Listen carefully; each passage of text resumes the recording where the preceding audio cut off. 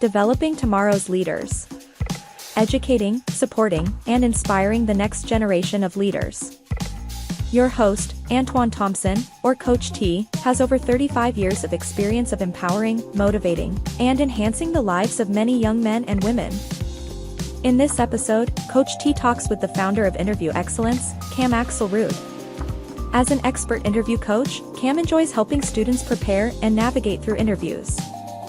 Through the process, she helps students find their story, boost their confidence, and build life skills such as effective communication, critical thinking, and the importance of making a great first impression. She earned a master's in communication from Northwestern University and a BA in marketing and communications from the University of Iowa. Welcome to another episode of Developing Tomorrow's Leaders. I am Antoine Thompson, or Coach T, and today my guest is also a member of HELPipedia, which is a group of individuals and businesses that have come together to help the next generation of leaders with their personal growth and development skills and all the other necessary skills for them to be successful. Please help me welcome Cam Axelrod to Developing Tomorrow's Leaders. How you doing today, Cam? Good. How are you, Coach T? Good morning. Oh, I am doing absolutely, positively wonderful. As always, I'm always good when I get to talk to people like you and the other people in the group. And I love the fact that we all have this great mission of helping kids be successful. And we know that they go through a lot. And what you do with interview excellence in preparing high school and college students, undergrad students, prepare for life after college and for high school students before college. Uh, One of the things I wanted to ask you first is if you could share, what is the reason behind your passion for doing this? Oh, good question, Coach. And thank you for having me on. I love being a part of HELPipedia because we are helping kids of various ages train in different areas or get help in different areas. And because I have been interviewing kids for so long, I wanted to come on because depending on their age, they may be up for an internship or college admissions interview or an after school job. And then, of course, their career job. So I am here to help kids find their voice, feel comfortable talking to adults. And why I decided to follow my passion is that I'm here in Evanston, and I've been working with Northwestern University for over 10 years doing early and regular college admissions interviews. And I mean, face it, these kids are all smart. And so I decided, how do I help set these students apart to stand out from the crowd? So I started uncovering stories, and every interviewer remembers a good story. So I help them find their strengths, but it's an interesting story behind it. And then I realized I've been really helping these students because I would be receiving these emails back saying, "Oh, I got in," or "Thank you for helping me with this job interview for an after school restaurant." I mean, some of these students really wanted help building confidence and knowing how to talk about their strengths because they have them. It's just a matter of uncovering them. Right. I That part where you get it receiving the emails and texts and things. To me, that is the proof that kids want to be given guidance and direction and not being left on their own. And then when people like yourself take the time to help them achieve something, they're really appreciative. It's that level of gratitude. And, we probably talked about it at some point, but, there's this narrative that this next generation of leaders is so self-centered and egotistical and this, that, and the other thing. I know from my experience, and I know from yours, we get the opportunity to engage with some amazing young people. And I think that that's a false narrative, and we get the opportunity to prove that myth to be wrong. So I appreciate you sharing that part. Uh, so I'd love to get in really more into the specifics of what you do. And I know a lot of what we're going to talk about has to do with that big C word that I like to talk about, and that's communication. And that's both verbal and nonverbal It is. communication, right? Exactly. You only get, as that old saying goes, the first chance to make a first impression. One Right. chance, right? So I really like to work with the life skills because a good first impression are very simple things. And it is nonverbal, like showing up on time, having a firm handshake and eye contact, a smile, introducing yourself with a smile, a handshake, and saying your name. They do say, I've got these statistics, 7% words, 38% tonality in face, 55% body language. So if you're looking around, if you look disinterested, if you are just sitting there with a grimace and you look like you don't want this job, the interviewer will pick up on it. They want enthusiasm. They really want you to sell yourself. And kids, having been on social media so much, yes, they are used to that, but hey, are they used to one-on-one communication with adults? I'm here to help if they so choose to build that confidence and feel better about facing an interview situation. Here are no stats. 7% words, 38% tonality and face, and 55% body language. Yeah, you don't Who would want to have be thought? like this or, you know. Oh, I had one, he showed up on his Zoom and he was out of the picture. He was like this. And he was eating right into the camera. And I was like, okay, we have some work to do. So Yeah. it's really, really how you present yourself. He felt he was very nervous at first, obviously, because he wasn't in the camera. And then by the end, he was right in front, and it's even a matter of just turning your cell phone off, really show up, and really show Yeah. that you want that interview. I mean that job. Have you noticed in your experiences that a lot of the kids pick up really quickly, like this young man, when they realize that what they should be, or do you see that a majority of them need a lot of work, or is it just a matter of them just being aware? Luckily, they pick up very quickly. And when I do this in a safe and casual environment, and I say, we're just going to go over a few questions that I use all the time, real life questions that I've used with Northwestern for over 10 years. It relaxes them. And it's like, okay, I'm safe here. I can just take a minute to pause to find the right answer. And then when we do, it is written down so that they can practice it either out loud with somebody, which is really a good thing to do, or have it in front of them. Talking points are a great thing, especially if you're on a Zoom, which is so the way of the world now. Have the talking points in front of you because nobody sees them, and who cares anyway? It just gives you that extra boost of confidence, and it helps you feel prepared. I know when I started doing this podcast, I was like, so nervous, and I had like everything right in front of me. It's like, you keep going back and forth. And then the more you practice, it's like, okay, now it's more of a reference thing and not so much about a need. But I think that's the other thing that you really help them with too is preparation. Because the more prepared you are, then your notes are just that, notes to refer to and not necessarily a script to go by, if that's fair to say. Yes, and I have things in front of me now. I will tell them questions that they will invariably get. If it is pretty much any kind of job, it's going to be, why do you want this job?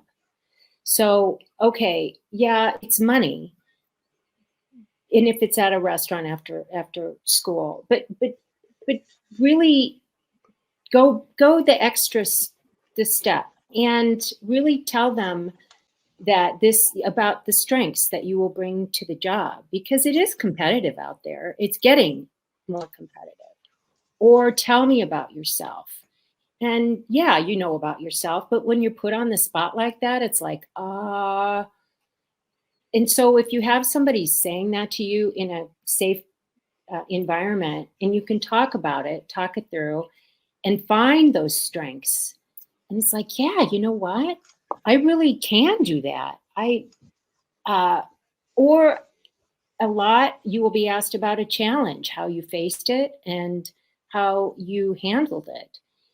I had one student I asked her about her challenge, and she said, well, I'm a procrastinator. And I thought, oh man, that's, yeah, that's an issue. A lot of people procrastinate, myself included.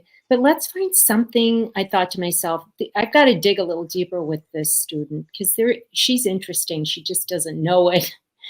So she started talking about being an editor of her yearbook, her high school yearbook, and how all of a sudden the teacher advisor had broken down the yearbook staff into 3 different groups over 3 different meeting times for some reason. So she had the task of getting all 3 of these classes on the same page and working together. And I told her this is a challenge, but it also became a strength because you became a master communicator with your peers. And so she really realized that she had more to offer than she was just beyond procrastination. It made her much more of an interesting person. Yeah. So it's one of those things, sometimes you don't know what you're capable of doing until you're put in the situation to do it, is what she basically found out. And I think that's probably the story for a lot of young people is, if they've never experienced something, of course they're going to be frightened by it. But all the more reason it's important to have people that help them understand it is not as difficult as, they may think it's going to be. Uh, so, what are some of the other questions that kids can expect to be asked in an interview that not necessarily be off the cuff, but something they really want to prepare for and think about because they are selling themselves to whomever they're speaking to? No matter what, my top question when they are interviewing for a college is why X college? You will always be asked that. And you want to have done your homework. You don't want to give the cookie cutter answer of, oh, I love the campus and I want to expand my horizons.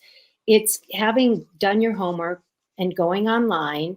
Well, if you can't visit the campus in person or haven't yet, you go online, and this applies to a company too. You really do need to do your homework. They want to think that they are your top choice no matter what. And you know what's going on campus. You know the classes that interest you in your major or your minor. You know the clubs and activities that you want to be involved in. They want to know that you plan to be a part of their community. And that is a big word, community. They want kids who are going to take part and add to the campus. So you have to be prepared so that they know that they are your top of mind and at the top of the list. And you also want to, no matter in what interview situation, career or school, you want to be prepared with a couple of questions. They expect it, and that shows that you have done your homework. If it's a school, it's what was your experience like when you were at school? Because it's usually a school alum that's doing the interviews. Or tell me about the school network, or what was your favorite place on campus? And then with work, you can always reiterate something that you've talked about. Again, tell me about your experience here. Tell me about the culture. And they just want to know that you are prepared and curious and putting your best self forward. I do have also, don't shy away from sharing your hobbies and your passions, because you never know where you're going to connect with the interviewer. I had somebody who was worried. He was going up for an internship with 200 other kids, and he was at Michigan, and he said, "What do I talk about?" And it was his mother who said, "Well, talk about your love of fishing." And he was like, "Okay." So he talked about how he is out of New York, and he goes in like this dinghy boat and goes way out into the bay and brings back like these Hemingway-sized fish in this little boat. And the interviewer was his son was also in a fishing group. And so they got off on this whole fishing tangent and they really connected. The interviewer remembered the story of the fish, and the student's name was Max. Max ends up getting the internship. So you really just try and find a connection with the interviewer, and it can be through your stories, your hobbies, your passions. I had a girl just yesterday, last evening, talked about cooking and how it's one of her favorite things to do. It's her family's love language, and I loved when she said that. She said that's how we show each other we love each other. And her parents are Bosnian, grandparents, and they don't speak English. So they cook to show the love. And she is fluent in Bosnian, which does set her apart. And I told her she needs to share that because not many students I know are fluent in Bosnian. So find things that set you apart. Yeah, those are great examples, and I love the one about with Max and the fishing. And you're right, it does. All it takes is sometimes one thing, and just turns the whole conversation and interview. But I also think it relaxed him a lot too when he realized, hey, we've hit some common ground, and he's probably a lot more relaxed, and his true personality came out. Um, no, For I sure. think that's great. Yeah, that's great. And like I said earlier, I mean, a lot of this it has to do with communication. You know, both verbal and non and verbal and nonverbal communication, um, Yeah. and also them being prepared to ask questions. I think is huge, and I think that's the point that I think a lot of kids miss is they think they're going for an interview, and it's all about what answers they provide. I think what you're sharing is it shows their ownership of what they want by being prepared and asking questions of the interviewer. And I Oh, think that yeah. that's great. Yeah, you preparing them for that is, I think, is an amazing thing. You mentioned about doing their homework on the schools. Is there also any advice that you give or anything you do in your process when you're thinking about them interviewing for jobs versus at school as far as doing their homework? Well, you really want a strong resume, and it's good to have somebody look it over for active words.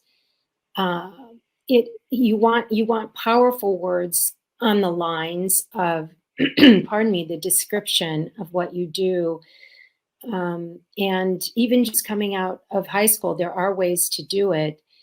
You don't want passive words. You want, I have one right in front of me, created and not just worked or helped. You want Look those, at you it. need somebody to look at your resume for formatting and for structure. That's always a good thing. And there's so many people out there that will do it for free or very minimal. As you mentioned, interviewing is a two-way street. They are interviewing you, but you are interviewing them too. So you are looking to see if the company is a fit for you. So find out if you can about who's going to be interviewing you, the hiring manager, if you can, and see if there's any common ground there. Or really just you need to dress the part for the job you want. Really don't show up in a sweatshirt or a hoodie. If it is a job, you want a very nice blouse or a button down with a tie or even a sport coat. Have your resume in front of you for sure, and have your talking points in front of you with your strengths, your accomplishments, and the challenges you faced and overcome, how you handled them. Be prepared to answer anything that is every single point that's on your resume, because they may pick and choose anything and everything that you've written down. So be prepared to talk about that. and look into the company, research it and see if it's a good fit for you and have some questions ready for them. There's been, and I'm just using for my example. I remember there was one particular job years ago that I was interviewing for, and it just happened to be somebody I knew that had the position open, and it's like, yeah, I'd love to check it out. So I go on 2 visits, to see it and make sure everything's good. Loved every bit of it. There was one part I forgot to do my research on, and that was the living accommodations in the area. So after moving there, the job was great, but the living environment was awful. I mean, it just, it's almost like I felt more comfortable at work than I did at home because Mhm. I didn't do my homework, on all aspects of it. I just focused on the job itself. And, when you're young, this is something I didn't have. So that's why I share this example, why your work is so important. Learning this early prepares you for later in life as well. When the kids get out of college and they're looking at jobs, and it's like, oh, this is great. You're going to pay me X, Y, Z. And they get caught up in the money and the job.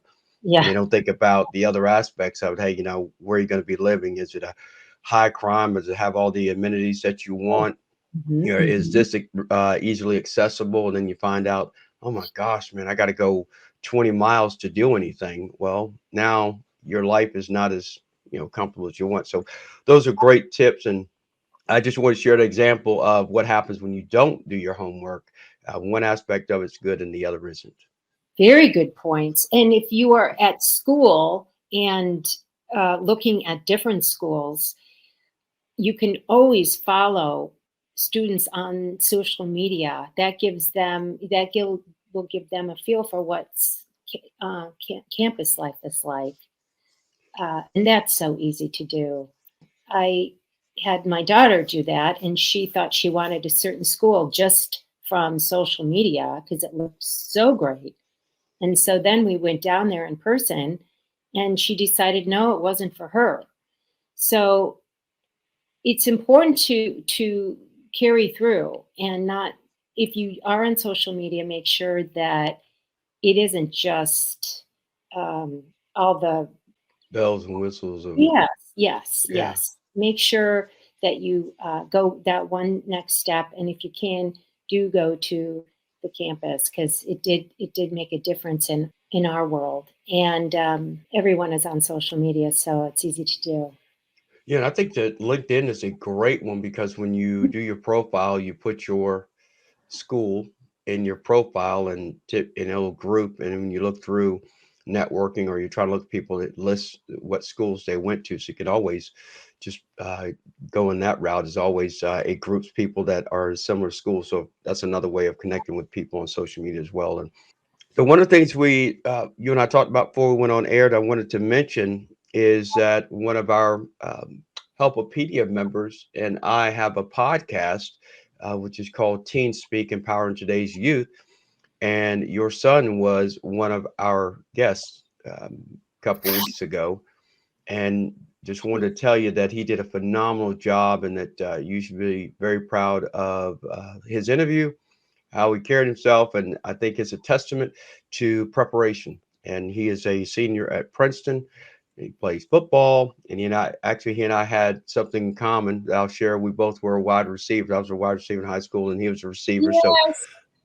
that was our common interest. So you talk about interview and finding that common ground. First off, it was football, and then find out play the same position. So just wanted to kind of mention that to you. He did a great job. Oh, I love that. Oh, I told you he had a lot of fun, and it's good for him. Get these kids on these podcasts, have them talk about themselves, have them talk to an adult. I was so grateful to you and Keith for putting him on. So Uh, it's a two-way street. It's a Yeah, win-win. no. I think you're right, and to be honest with you, with the guests we've had so far, it's amazing to, and this is why I bring it up too, is because it's about interviewing. But Keith and I both find out early on some of the kids we know, like Michael, neither of us knew. So he was one of 2 guests that have been on that neither of us knew.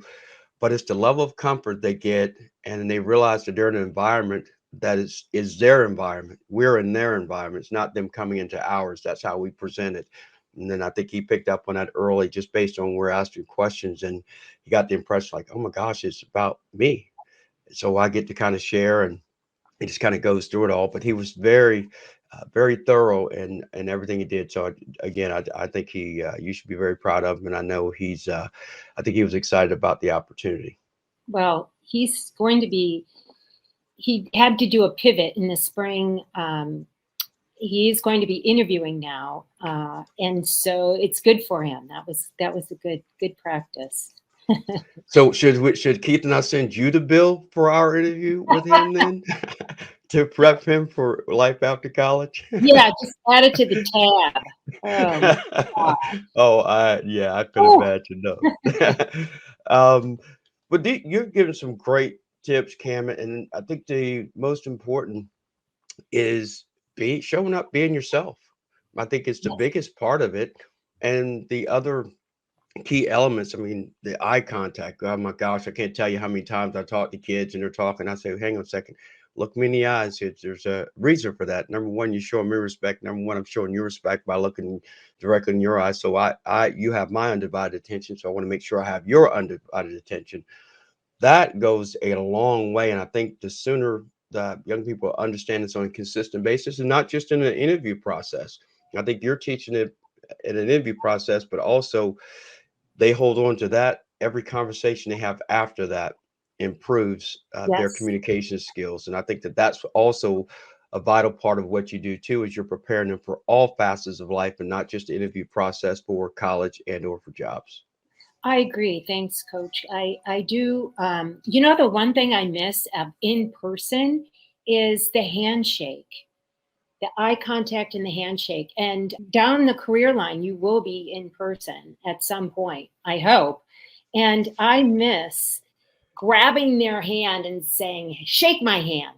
And if it was kind of weak, I'd be like, shake my hand, shake it, shake it. And I would just be like, come on, hurt my hand, because that handshake is just your first impression. You're right there, you're saying your name, you're smiling, eye contact, and that handshake says so much. And I miss that part about from on the Zooms. And one other thing I wanted to mention was that there are things in your background that you, as a student, can really relay about yourself. I had the student that showed up halfway in. It ends up that he was on his way to being an Eagle Scout, and there's a lot of preparation and leadership involved in becoming an Eagle Scout. And we uncovered all these leadership accomplishments that he did to achieve, to get to this Eagle Scout level. In his background was an unmade bunk bed. And he happened to mention his desk and how there were all these awards and everything.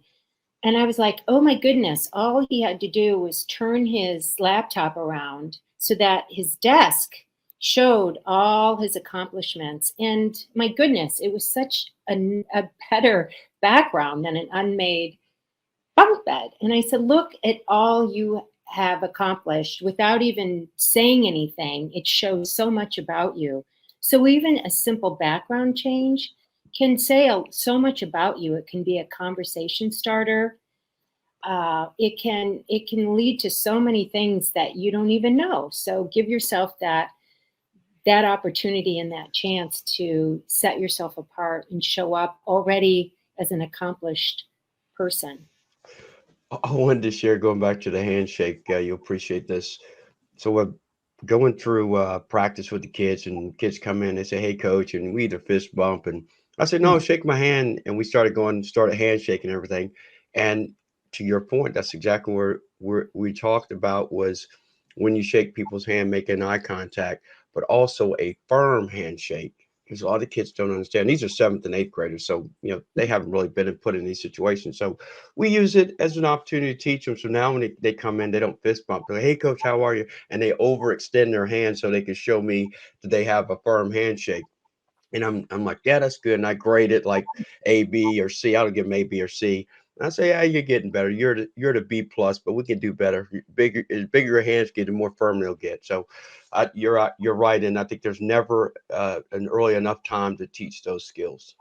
I love that. And that's what football brought to Michael was the coaches like you did that early on. And it was all about academics, family, athletics, and being a good person, giving back to the community, playing as best as you can, being a good teammate. Sports are so important. So you are doing so much for these young kids, giving them a good start and a leg up. So I agree. Very Yeah. important. Yeah, it is, and I think that, and then, like I said, you make a game of it, they appreciate it, and they actually learn something, and then they start teaching other people. And as a matter of fact, they actually started teasing each other, like, "Yeah, my handshake's better than yours." So now it's a game who can shake, their hand firmer. So, So great. you, That's perfect. yeah. So, Cam, I wanted to share with everybody how they can check out more about you. Interviewexcellence.com is your website, Yes, and interviewexcellence.com. yes, and your email is um, caxelrude@gmail.com. But of course, I definitely encourage you to check out her website, interviewexcellence.com.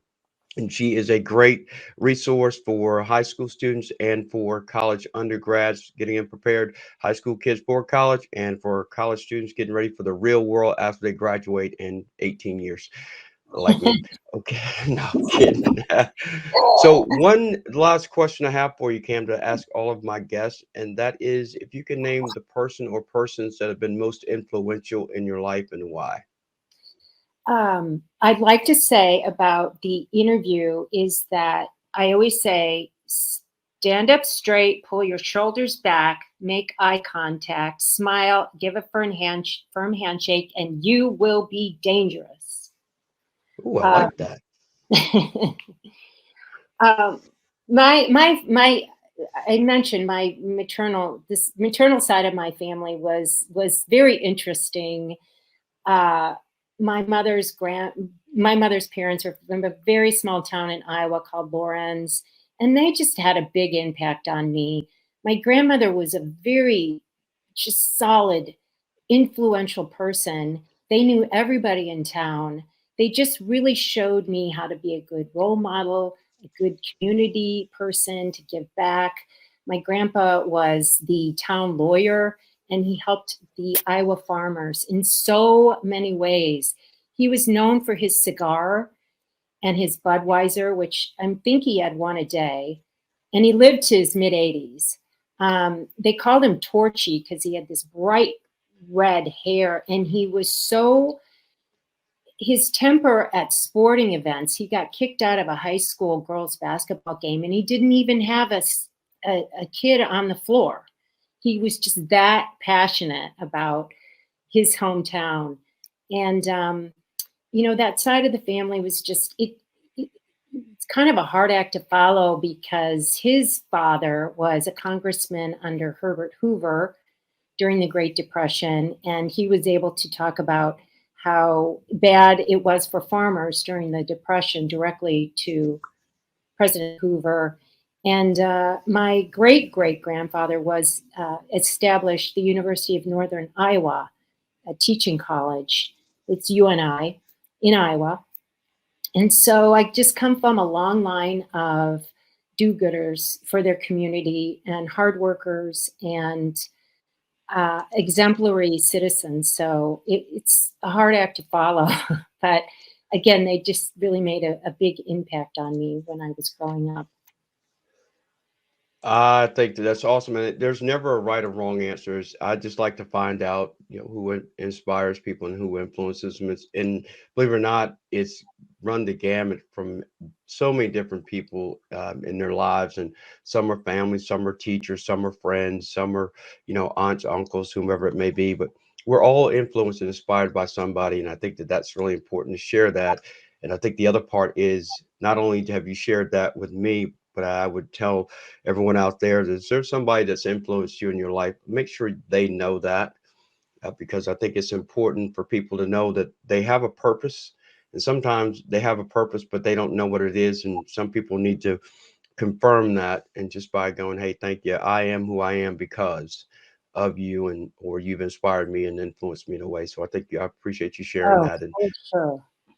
yeah. Well, Cam, Definitely. I thank you so much for your time and your experience and what you do because it is time consuming, but you know the value in that time and the effort that you're putting into the next generation of leaders. And I know that parents appreciate your time and efforts, and ultimately the kids will too. Some may not realize it now, but maybe later on you'll be that person that they mention when they say who influenced them. So really appreciate what you do. Ah, I thank you, Coach T. I do put time into it. I put a good time, over an hour into the research on the student beforehand, talk to them for 40 minutes, then an hour and a half follow-up report. I do my due diligence and I take my time and I really do care. So it is a process, and I do take take time to make sure everything is covered so that the student is prepared as best as they can be. So I appreciate that.